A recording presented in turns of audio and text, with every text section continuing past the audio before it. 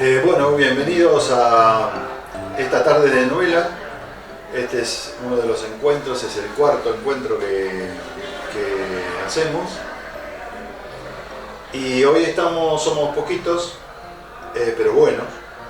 Y hoy estamos con Kiara, Ariel, Fabiana, Ricardo y Guillermo. Ya nos conocemos, algunos somos viejos. Ya somos viejos conocidos. Tal cual. Tal vez tengamos que decir que somos menos porque venimos de una semana bastante agitada, venimos de semanas agitadas, con mucha actividad, así que no siempre vamos a hacer los mismos, vamos a ir cambiando, rotando las personas, pero vamos a tratar de sostener este ciclo. Bueno, hoy nos convoca es un libro, digamos, del siglo XIX. Como siempre vamos a tener que explicar un poquitito por qué este libro y por qué no otros. Estamos abordando por lo menos en esta primera parte del ciclo, que esperamos que sea largo, los libros que se leían en la ciudad de Buenos Aires en el periodo que va desde el año 1820 a 1850.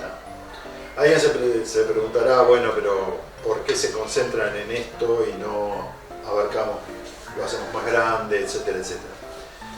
Sencillamente porque el equipo de investigación al cual pertenecemos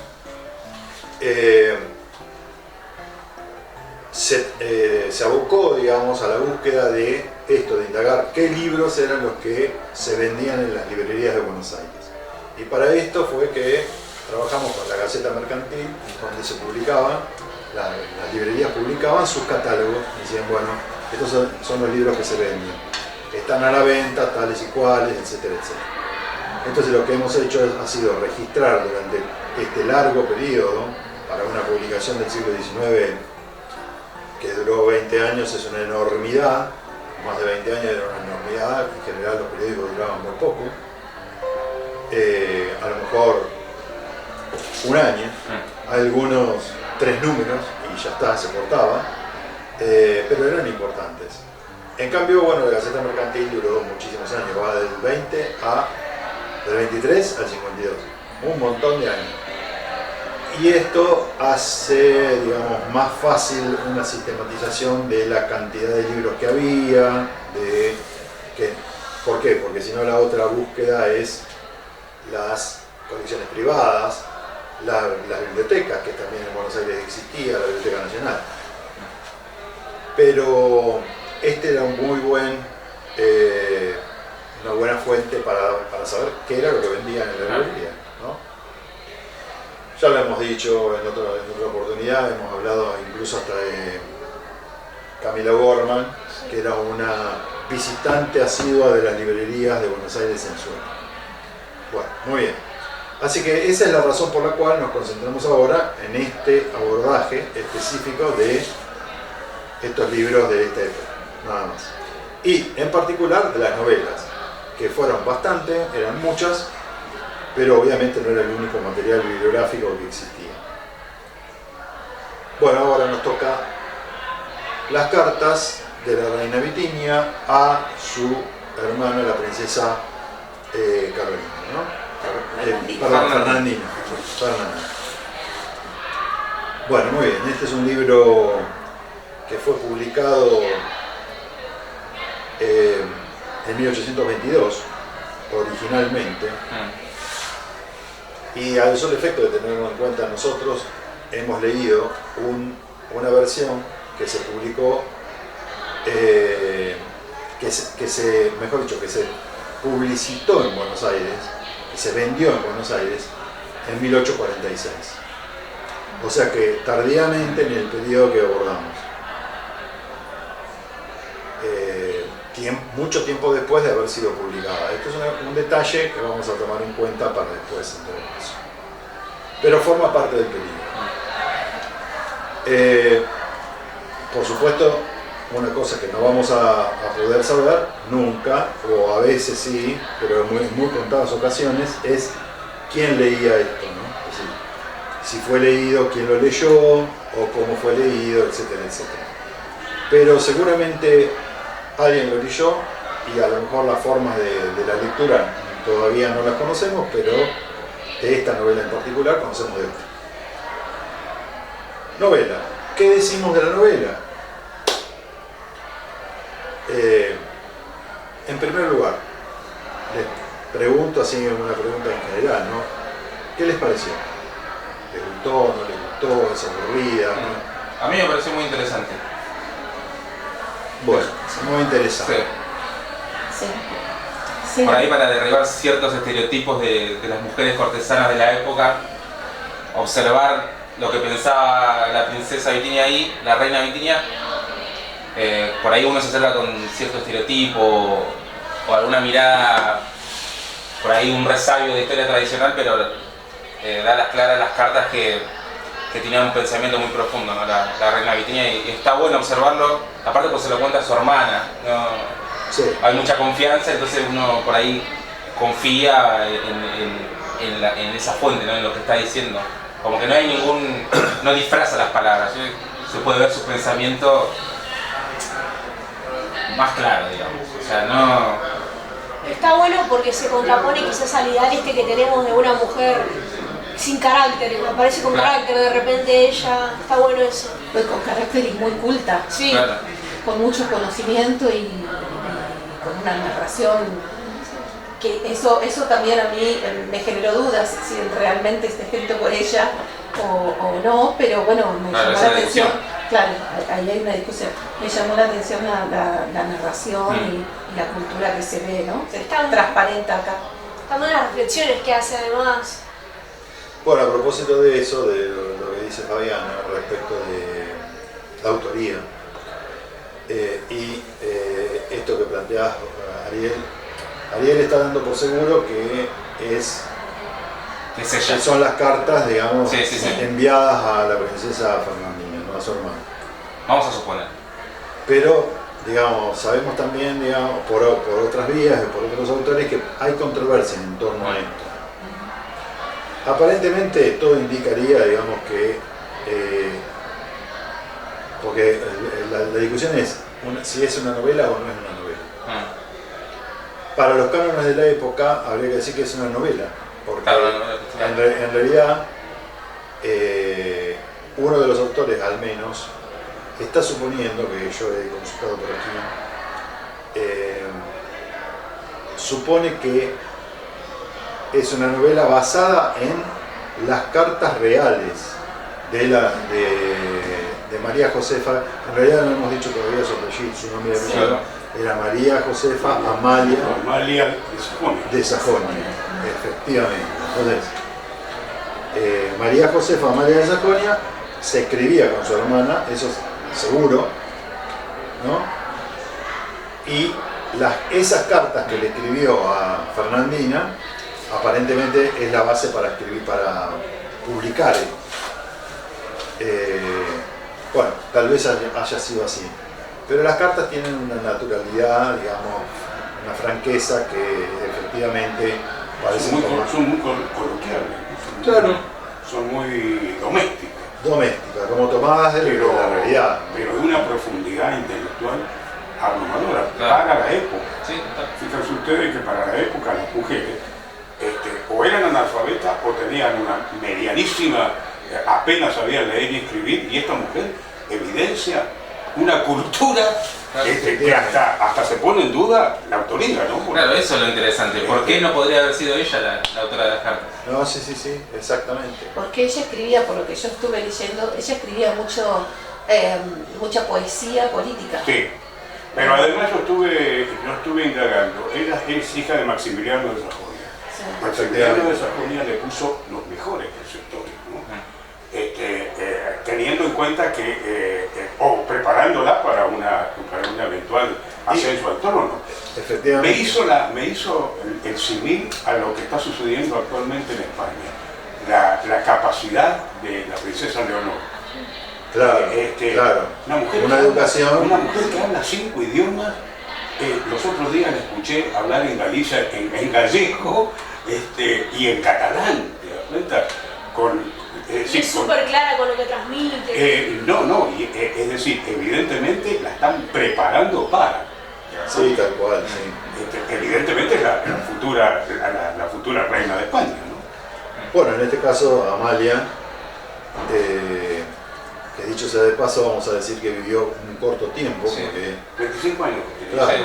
nació en 1803 y se murió en el 29. En el 29. Sí. O sea que era una joven mujer, digamos, que asciende, llega al trono de España por vía de un matrimonio conveniente, por conveniencia, convenido, etc. Nada más y nada menos que con Fernando VII, ¿no es cierto? Que es restituido al trono. Y teóricamente estas cartas las escribe teniendo menos de 20 años. Exactamente, por eso digo, era una chica, ¿no? una mujer muy, muy jovencita, pero con una capacidad de análisis muy profunda, porque no solo de análisis, primero habría que decir, me atrevería a decir que tiene un pensamiento científico. ¿Por qué digo esto? Porque lo primero que hace es la observación.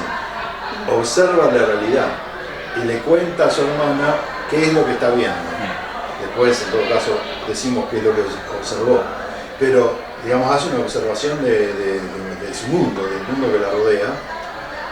Por supuesto, hay muchas cosas que le impactan porque llega a un lugar totalmente desconocido, una cultura distinta. No sabe el idioma. No sabe el idioma, no sabe hablar castellano. Y es una sagaz crítica. Y después Inclusive, introduce la crítica. cómo lo critica al propio rey. Claro, Sí, sí. impresionante. Bueno, Bueno, pero el desarrollo, ahí hablo de empieza la- Con una tremenda altura y con una tremenda Sí. profundidad, ¿no? Porque cuando ella hace todo el desarrollo de cómo ella ve la corte, ¿no? Bueno, ahí por eso hablo del pensamiento crítico. Porque en la crítica es donde ella pone de manifiesto lo que aprendió, ¿no? La educación que había recibido con anterioridad. Sí. Es sumamente atractivo, ¿no? Sí. Por momentos parece que es pesado, o por ahí te puede aburrir, pero realmente es muy, muy atractivo. Y en muchos párrafos se asombra de esta contraposición entre su país y lo que ella ve en Sí, España, sí, ¿no? sí. Como algo, lo ve como algo de barbarie, ¿no? Comparado con su país. Claro, y desde el punto de vista cultural era un choque brutal. Sí, Ella pone el ejemplo,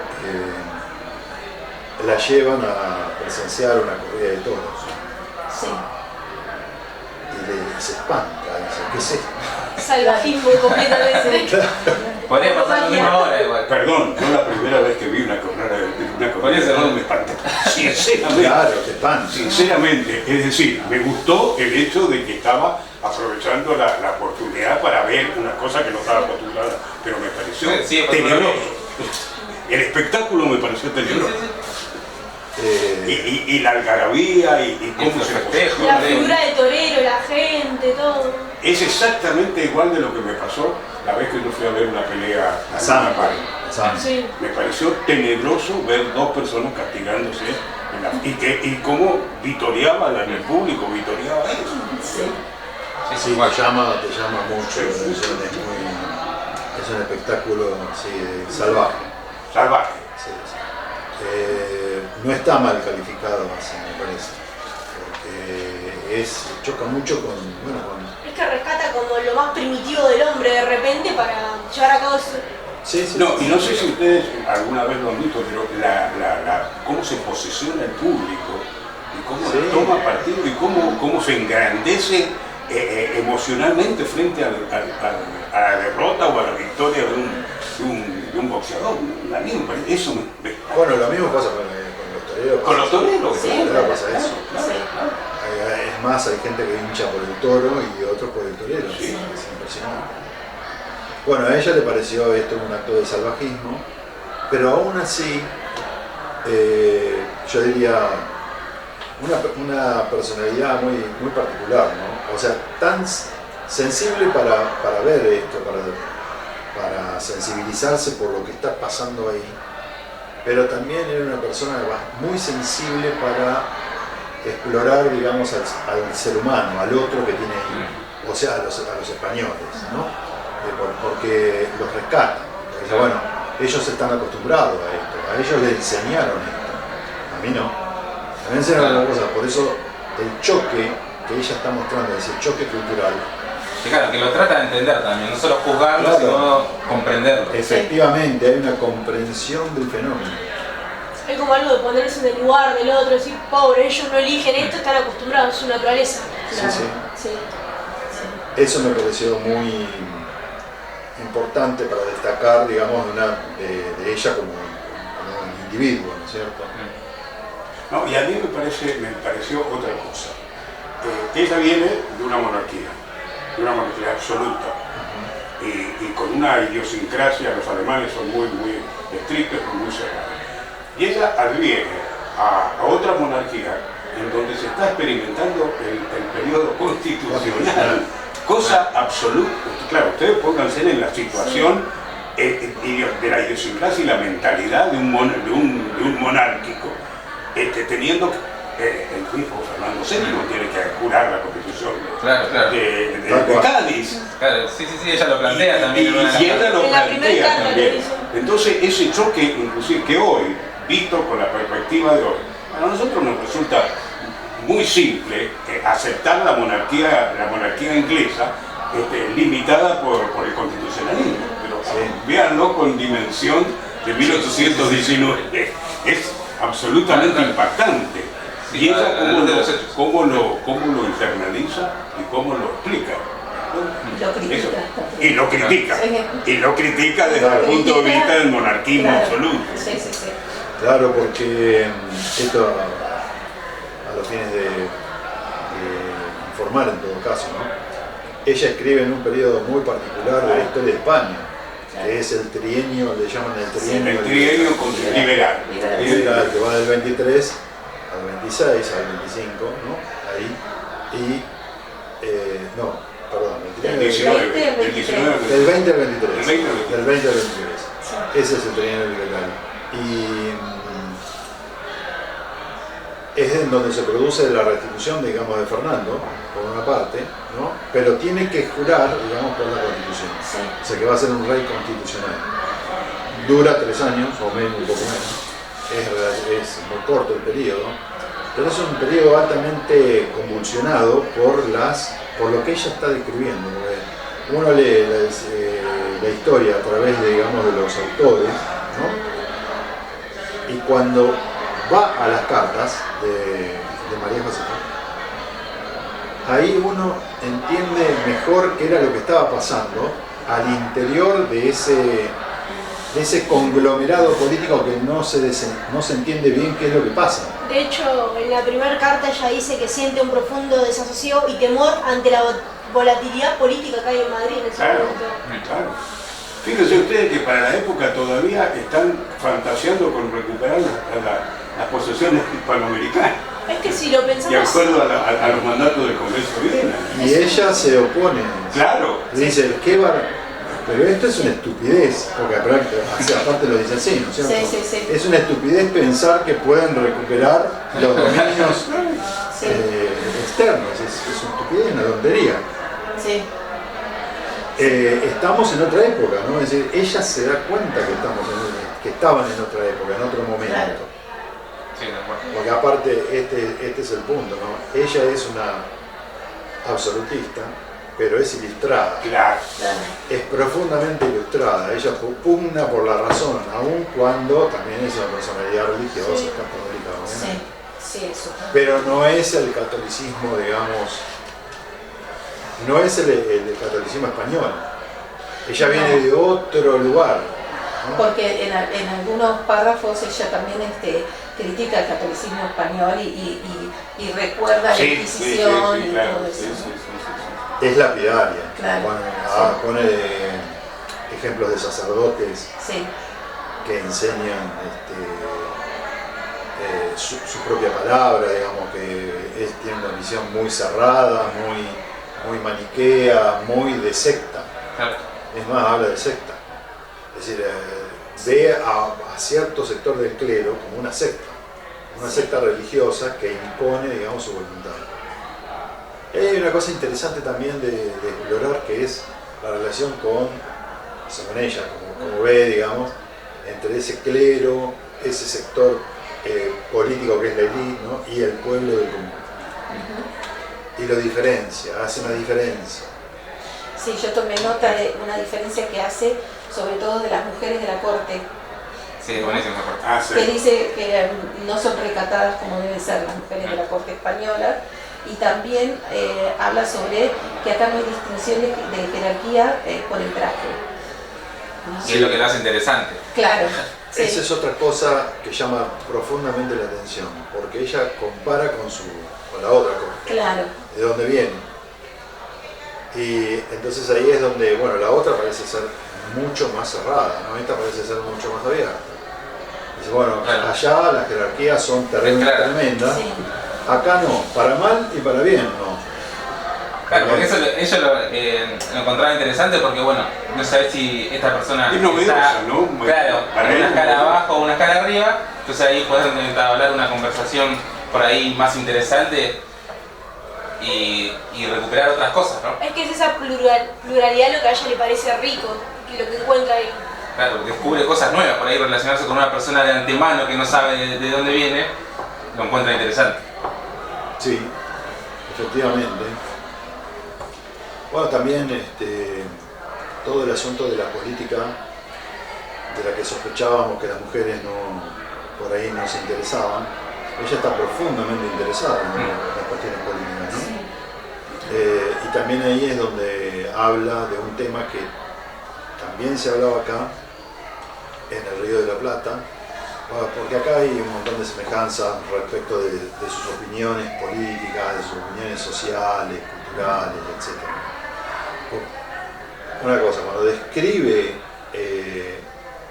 esa sociedad española, esa sociedad peninsular, digamos, está describiendo en parte la sociedad rioplatense. Este asunto de la mezcla de razas, que lo expresa de esa manera, ¿no? Los casamientos entre personas de diferentes sectores de las sociales, en los que a ella también le llama la atención, pero dicen, bueno, no le importaba tanto, ¿no? No era tan importante mantener esas distancias tan grandes. Bueno, acá tampoco, ¿no? Acá esas distancias se acortaban.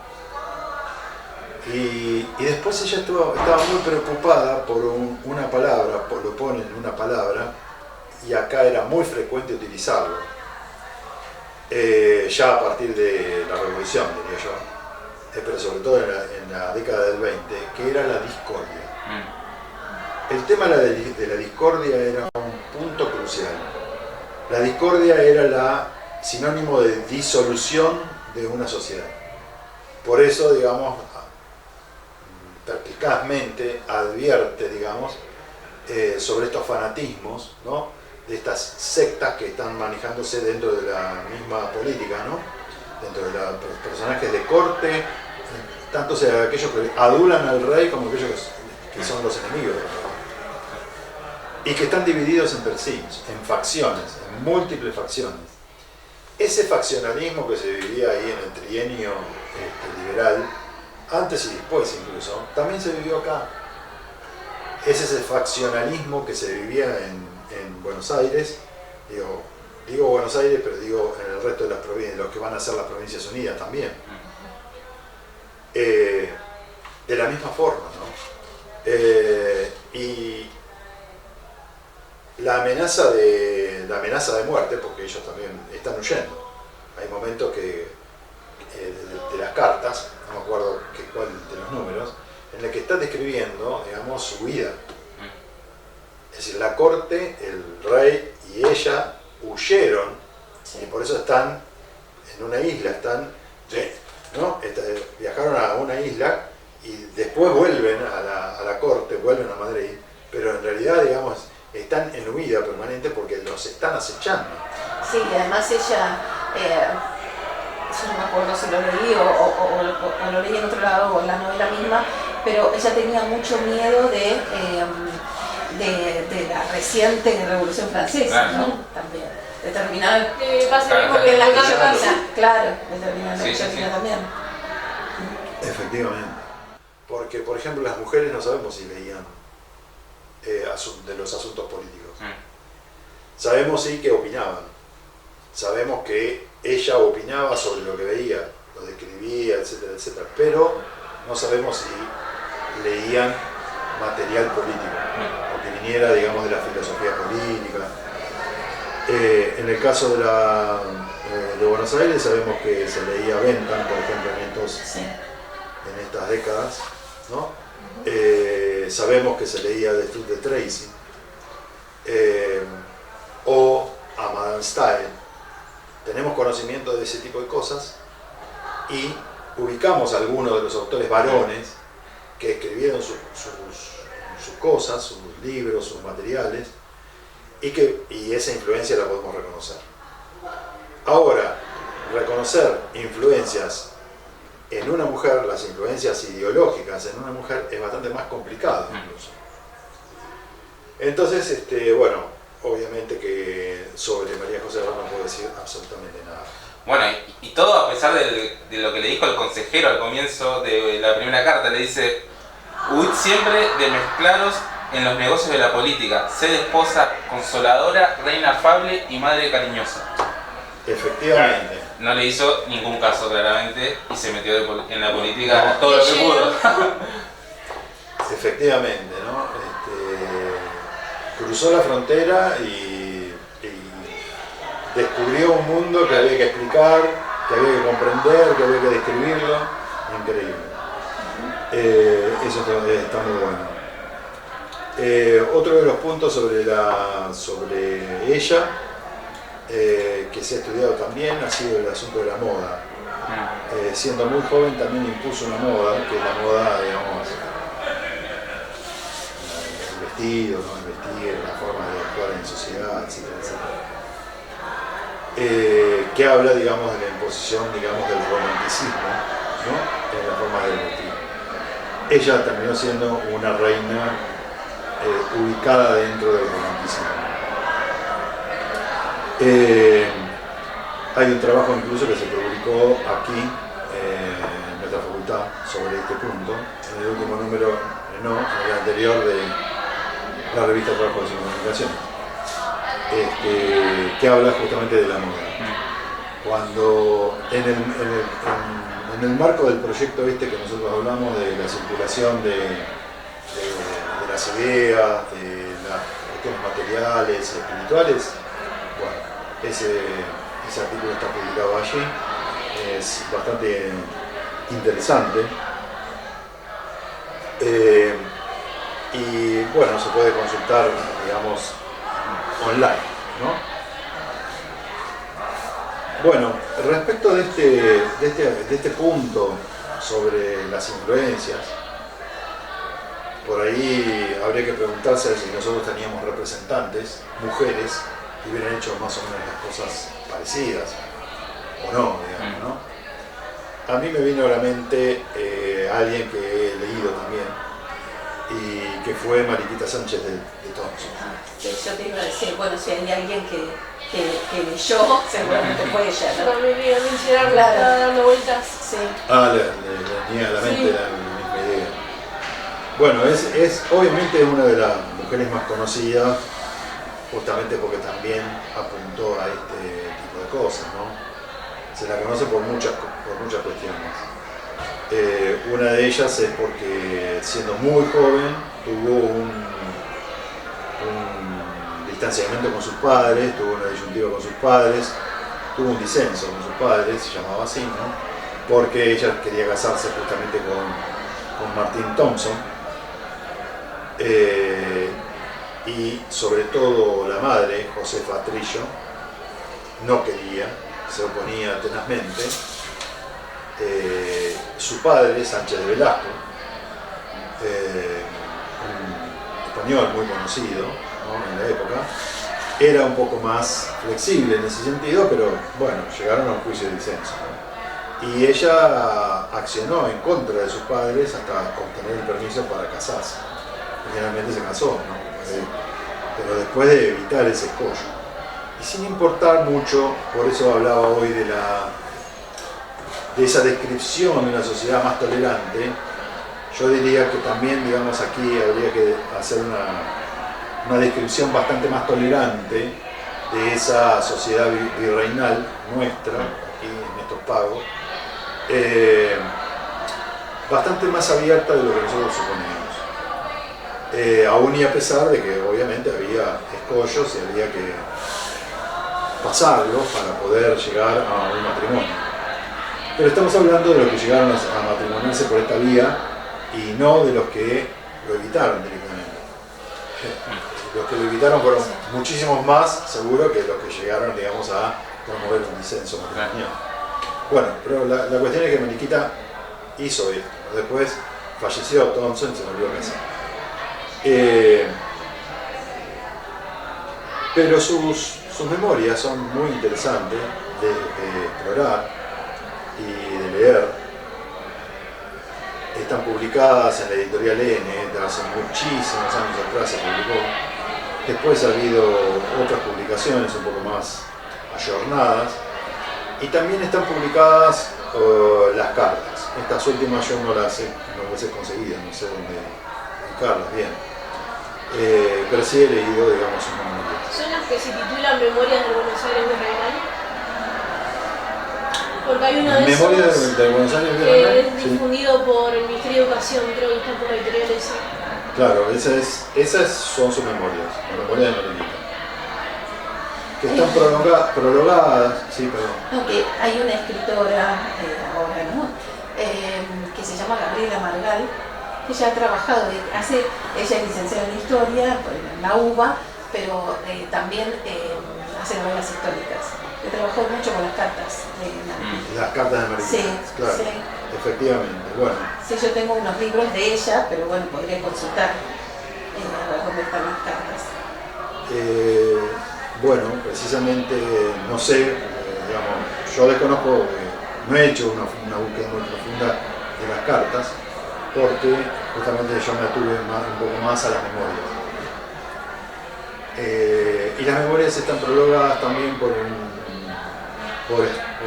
Estrada, el hermano de Estrada más conocido que da nombre que da mejor dicho, la efeméride del Día del Profesor, ¿no? José Manuel Estrada, el hermano,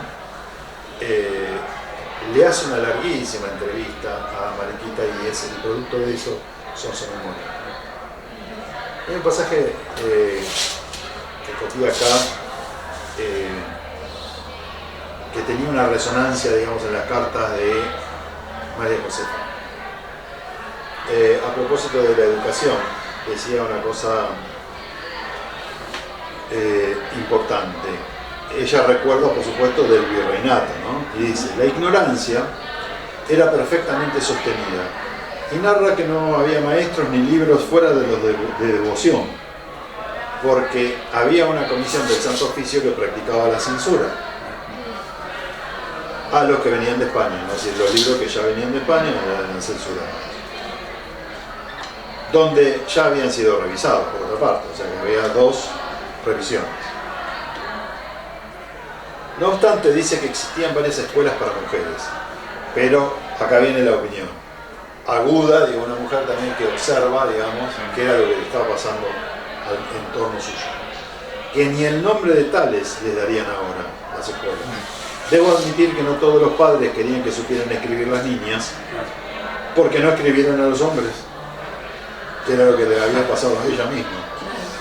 No puedes imaginarte, le cuenta a Estrada, ¿no?, la vigilancia de los padres para impedir el trato de las niñas con los caballeros. Y en suma, en todas las clases de la sociedad había vanidad en las madres de familia en este punto. La dicha de los padres era tener una hija monja, un sacerdote, y la sociedad giraba sobre esta tendencia. A esto le agrega algo más que es, desde mi punto de vista, fuertísimo y es de una agudeza importante desde el punto de vista político. Dice, esto le dice a Estrada, estos países, como sabes, fueron 300 años colonias españolas.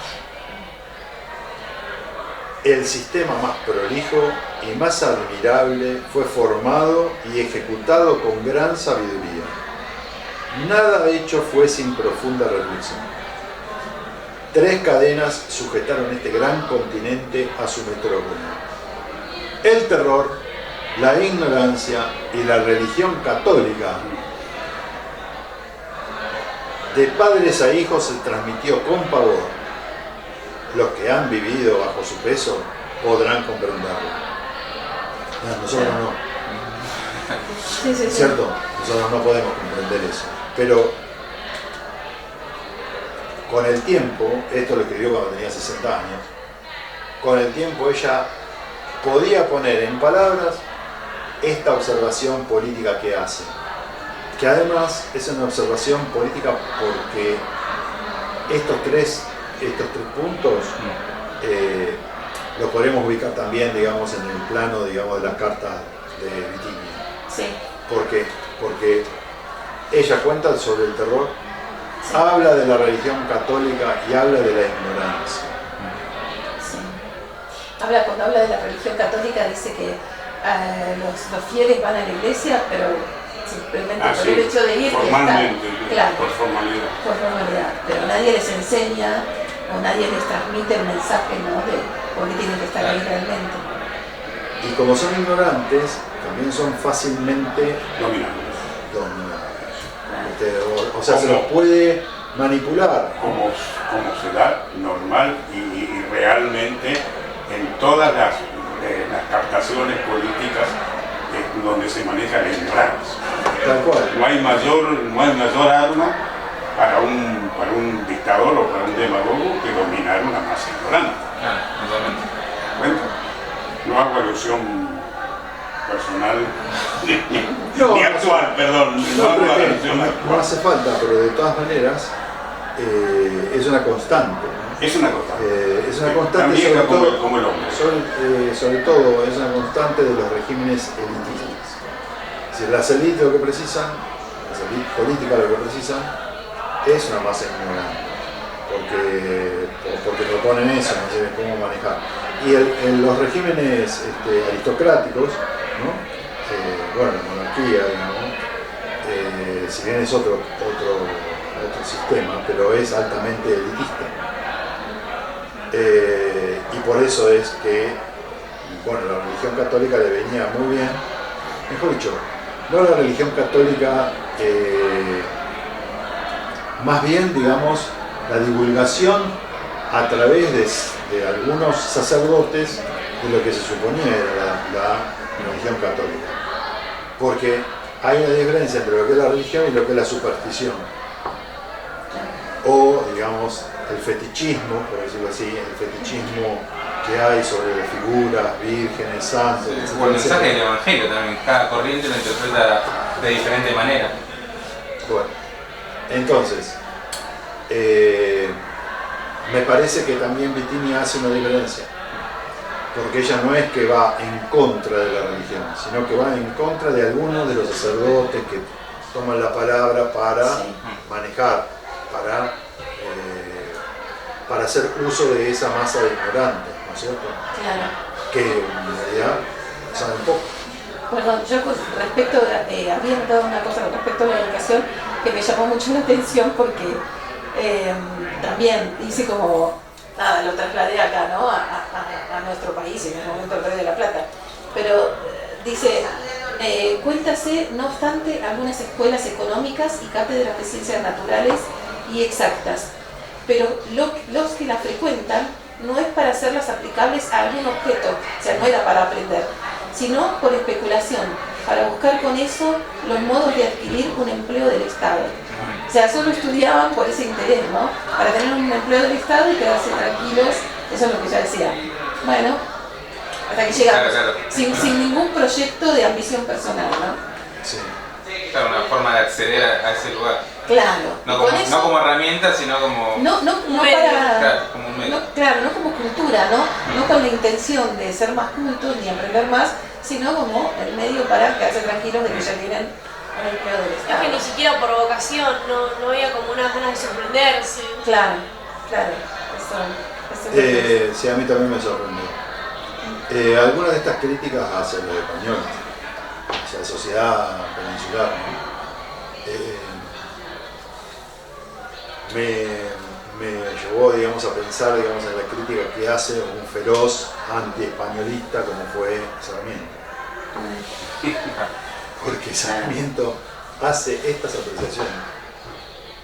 Es decir, cómo los españoles no querían, digamos, la mayor aspiración de los españoles, lo dice Sarmiento, era pasa que conseguir... Sarmiento era anticlerical y masón. Y anticlerical. Entonces, La mayor aspiración no podía ser de otra forma. la mayor aspiración de los españoles era conseguir un cargo público. Claro, bueno, ella dice lo mismo, por eso digo, me llamó la atención Es eso, increíble. cómo se traslada. Digo, bueno, de ahí venimos, ¿no? Tal vez. Claro, es que ayuda a comprender, digamos, Sí. también algunas de las críticas de la época, ¿no? O algunas críticas de algunos personajes nuestros que uno dice, bueno, ¿de dónde sacó? ¿Por qué semejante? Por ahí hasta que nos parece que es una cuestión de resentimiento. Claro. Y bueno, a lo mejor no, era una característica, ¿no? Que ellos observaban. No creo que hayan sido todos iguales tampoco. En España, en la misma España tampoco. Pero es una característica que la observaban. Hay un autor que también, autor de la época anterior, que escribió el Tratado Teológico Político, Baruch Spinoza, que hace un planteo también muy sugerente para, yo diría, para pensar a la humanidad, ¿no? Porque él dice que es decir, se interroga, obviamente habla de la religión, pero en rigor se interroga respecto de por qué los seres humanos nos sometemos rápidamente a la superstición. ¿Por qué existe la superstición? A diferencia de que también existe la religión. Él quería defender la religión, en realidad, por eso es el Tratado Teológico Político. Pero existe la superstición. Entonces hallaba que los seres humanos somos proclives a ser temerosos. ¿Pero a qué le tememos? La pregunta era esa, ¿a qué le tememos? Le tememos a lo desconocido. Le tememos a lo que no es algo seguro, algo que ya conocemos. Por eso también se pueden explicar, por ejemplo, ciertos cambios, digamos, en materia política, cuando hay cambios o crisis políticas, ¿no es cierto? Es decir, ¿por qué no hacemos la revolución? Porque le tememos, porque no sabemos qué viene después. Mejor nos quedamos con esto o retrocedemos. Y eso es lo mismo que uno podría decir desde que nacemos, que le tememos a lo desconocido. Le tememos al cuarto oscuro. Abrir la puerta y verlo todo en la oscuridad. ¿Por qué le tememos a la oscuridad? A lo mejor está el cuco o lo que sea, pero no es que haya algo, es que no sabemos lo que hay, porque no vemos. Claro. Y Baruch de Spinoza decía, le tememos a lo desconocido, y entonces, para poder soportar ese temor, nos aferramos a lo que sea, ¿no? Y ahí entra la superstición, ¿no? Y por eso somos manejables, porque el primero que viene y nos dice, nos vende algo, como somos ignorantes, somos supersticiosos, Claro. él diría que somos supersticiosos por naturaleza. Yo no sé si están así, pero quiero decir, ahí estaba el fundamento, digamos, de por qué nos volvíamos ignorantes, o por qué, digamos, la ignorancia había que combatir, ¿no? Que es algo de lo cual están planteando acá, digamos, la ignorancia hay que evitarla, o hay que combatirla, ¿no? Creo que estaba dando un mensaje bastante importante la reina Virginia también en este sentido. Bueno, pero estas son reflexiones que pueden haber circulado o no en la época. ¿Tenemos alguna nota más para agregar de acá? Yo había notado también que también me llamó la atención cómo ella habla muy bien de Isabel la Católica. Ah, sí. Sí. Y sí. Bueno, ahí es donde vemos la diferencia, ¿no es cierto? De lo que era la religión, de lo que por ahí ahora ahora yo lo puse en términos de superstición. Pero también, digamos, interesante porque rescata a otra mujer. Claro, exactamente. ¿No es cierto? Sí. Bueno, lamentablemente se murió muy joven. Están también sus escritos, hay otros escritos de ella, pero no se conocieron, hasta donde sé, no se conocieron en el Río de la Plata en esta época. Se deben haber publicado mucho tiempo después. Y hay según una de las autoras, hay un cuerpo documental que no está publicado, que es material inédito suyo, de María José Mar, ¿no? Yo escuché en esta historiadora que decía española que después que ella murió, Fernando VII escribió él de puño y letra, transcribió muchos de sus escritos y los hizo publicar él. Claro, exactamente. Sí. También se había corrido el rumor de que ya terminó siendo un mito, ¿no? Consideremos nuevamente, digamos que ella era muy joven, no había tenido absolutamente ninguna experiencia de ninguna otra naturaleza que no sea, digamos, la vida recatada, casi conventual, ¿no? Así que no había tenido contacto con otros hombres, con nadie, ¿no? Y de pronto se encuentra casada con Fernando VII, a quien describe como un hombre rústico, fornido, etcétera, describe a los varones también. Sí, lo puedo leer porque me pareció muy gracioso como lo describe. Dice, su figura es fornida y varonil, no deja de tener luces, discernimiento y discreción, aunque en los negocios políticos me parece que no sabe emplearla oportunamente. Sí. O sea que era fachero, digamos, pero para los negocios políticos más o menos. Era deficiente. Pocas luces. Sí, tenía pocas luces, efectivamente. Y el hermano más chico, menos. No, y el más chico, peor. Ese era un desastre. Mejor dimensionado, Sí, ¿no? el más chico, peor. Efectivamente. Bueno, no sé qué estaba diciendo, pero no fue. No, porque justamente el tema de la figura de Fernando VII, que a ella le atrae, porque dice, bueno, es un lindo hombre. Bien parecido. Bien parecido. Pero hay todo giró en torno a un mito, porque efectivamente, digamos, ella se negó a tener relaciones sexuales con Fernando VII, de entrada nomás, a punto tal que tuvo que intervenir el Papa, ¿no? Supongo que para convencerla de que no estaba mal eso. Claro. Claro, porque ella casi una beata la vida que hacía allá. Efectivamente, no sabía, no tenía nadie le había explicado nada. Así como nadie le había explicado que tenía que hacer en la corte, que también lo dice. Estoy acá, pero no sé qué, porque nadie me explica qué tengo que hacer. Tampoco sabía cómo tenía que actuar como una esposa, ¿no?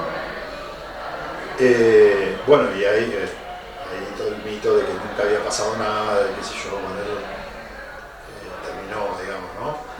No fue así, finalmente, digamos, haber acostado. Intimado. Claro, habrán Concretado el intimado. matrimonio.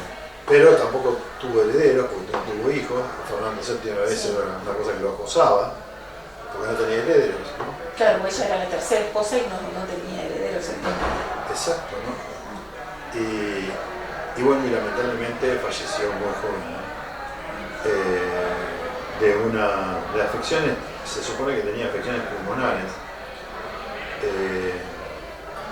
y supongo que los aires de Madrid no le deben haber caído. No le deben haber caído. Para nada bien. Muy bien. Me gustó. Muy bien, Daba para hacer algunos comentarios. sí. Sí, pero lo que más sorprende es eso. Yo a medida que lo iba leyendo decía, estábamos hablando de nosotros, ¿no?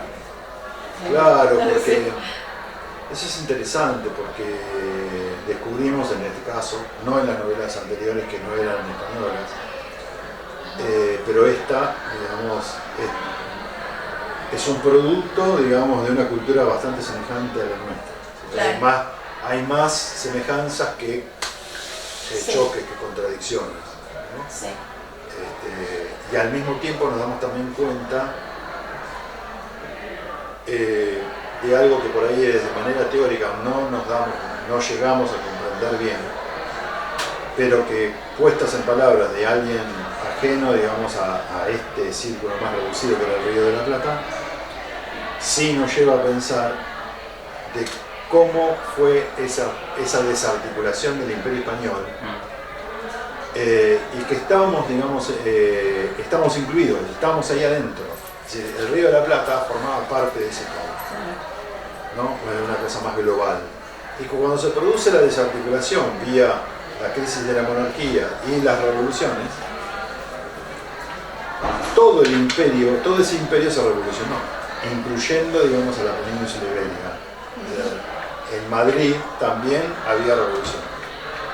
Y las consecuencias de la revolución son las consecuencias que también nosotros atravesamos. Estas discordias, estas facciones, el faccionalismo, las disputas internas, etcétera, etcétera. Así que a mí también me pareció bastante importante tener esta lectura, ¿no? Por lo menos incorporo una lectura más a el acervo que uno tiene ya vía otros textos. Bueno, dejamos acá. Vamos a mantener informados, digamos, a la gente que por ahí nos puede seguir de la próxima novela que vamos a leer. Ya va a ser una novela un poquito más corta, y tal vez tenemos opciones, no las quiero decir, tenemos opciones, pero también podemos seguir, digamos, indagando por estos títulos que se llaman así, cartas a... Claro, sí. La anterior fue la de Abelardo y la de Luisa, también muy lindo. Así que veremos las próximas cuál va a ser. Obviamente la haremos circular para que todo el mundo pueda leerla con anticipación. Bueno, Así que muchas gracias. Gracias. hasta luego. Hasta Nos vemos en el próximo luego. encuentro. Adiós.